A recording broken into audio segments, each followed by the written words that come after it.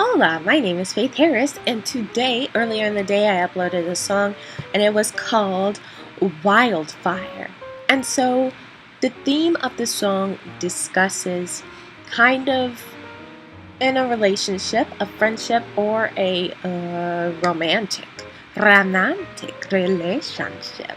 When afterwards, and an individual is seriously hurt and maybe even festering some bitterness about things that have gone down in the relationship. Like maybe the person really did them wrong and they felt hurt and they feel like there's no remorse from the other person, or they feel that nothing was justified. And when that happens, you can inside of yourself build up this bitterness and anger and hatred for the other person. And this is very bad. And this is what we're going to discuss today. Of course, it's very bad. I'm saying this it's not obvious, but it is bad because holding on to bitterness and anger and all those things about someone who has wronged you in the past, even if the past was 3 seconds ago, it's still the past. And holding on to that bitterness, that anger, that anger and that hatred, it only holds you back. So get that into your head. Holding on holds you back because you're festering up all that emotional attention surrounding a situation that has already happened. Unless this person is still abusing you. But most of the time, I'm talking about those instances where the relationship is over, but this person, maybe they feel they have no closure and they were done wrong and mistreated and they just feel hurt. Maybe the breakup in general caused them to feel this hurt and this pain and this bitterness towards the other individual. Or maybe just, I don't know, but maybe your friend has made you angry and you're just hurt and you're bitter and you're holding on to that anger and that bitterness. If you want to move forward in life and be happy, you can't be holding on to that because it's holding you back.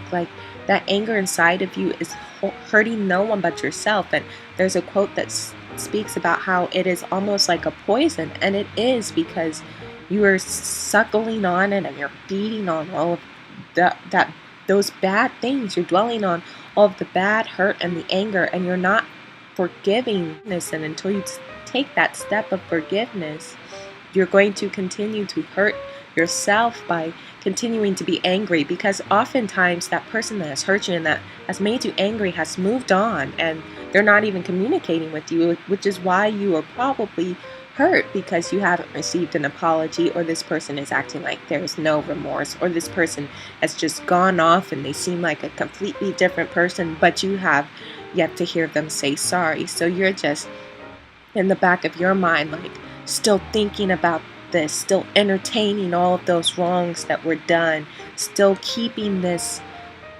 you're still keeping it alive. You're keeping the wrong and you're keeping the hate, you're keeping it alive, you're fueling that fire inside of you. The best thing that you can do for yourself is to forgive and to move on. And it might not be an overnight thing. It might not be, oh, I forgive. But in time, you have to have your mindset on forgiveness, not I'm going to keep looking back at what they did wrong to me and how they wronged me and how they did this and this to me. No, no, no, you can't do that. Look ahead, look into forgiveness for yourself and for your own soul's sake. Don't go to bed angry at another person, because you are just bringing yourself down and you're holding yourself back by dwelling on all of those hurts and those wrongs, throwing yourself into more emotional turmoil, worrying about John and what John has done to you in the past. Don't worry about John. You have to forgive and let it go. And it is until, if you keep holding on to it, you're still going to be bound by what had happened to you in the past. It's still going to hold you up.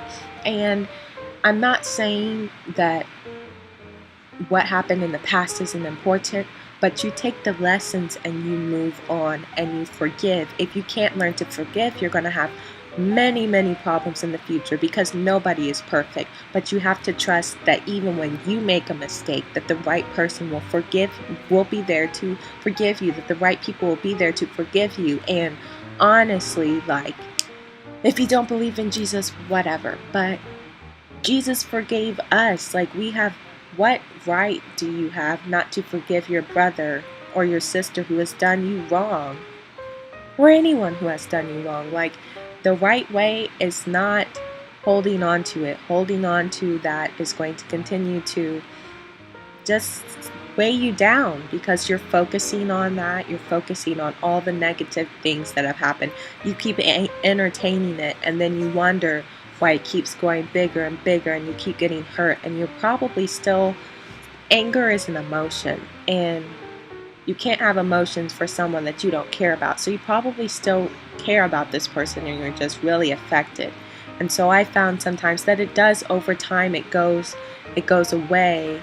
Like, as time goes on, your feelings and your care about that person will probably diminish, and it's not easy. But if you do believe in Jesus, you can pray and ask the Lord to help you soften your heart, to help you focus on forgiveness, and to take the lesson learned and to forgive and to move on, not to keep focusing and dwelling on the bad things and focusing on all of the bad that has happened. No, you have to have the mindset that I am going to forgive for what they did, whether they come back and apologize for it or not. Ever, you have to endeavor to forgive and to not let your heart get hardened, because you want to have a moldable, soft heart. And I know that it's bad if someone has really wronged you, but let the Lord heal your heart if you believe in Jesus. Or even in general, you don't want to go around being that bitter person. You have to, in your mind, say, no, you are better than that.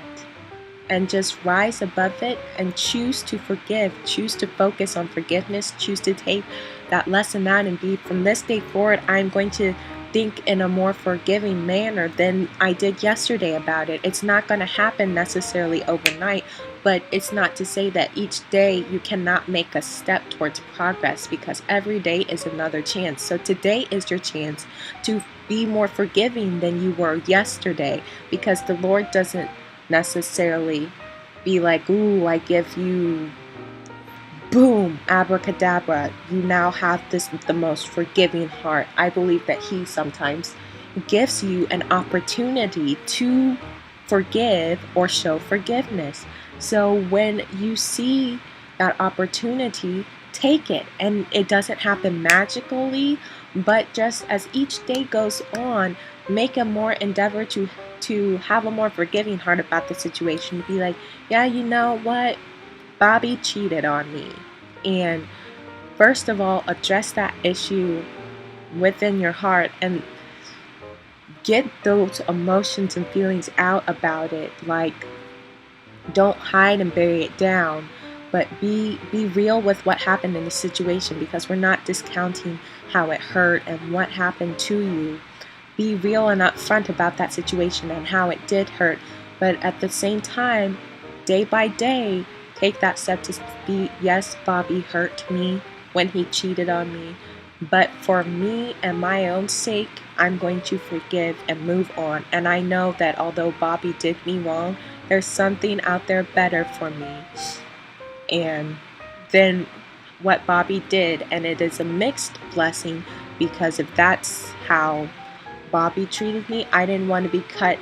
Like, it can be a mixed blessing when bad things and hurt happen. It can be the thing that maybe cuts you away from a situation that you weren't supposed to be in the first place. And so try to take the good out of the situation and move on day by day to endeavor a more forgiving mind and forgiving nature about something that someone did to hurt you, because you don't want to let that bitterness and that anger callous you, because then you'll be bitter and old 50 years from now, still angry and grumbling about what has happened in the past. If anything, if that person did approach you later or you run into that person, you want your heart to be like a living testament of real forgiveness, to be like, I forgive you. They would probably be expecting you to be so mad and blah, blah, blah.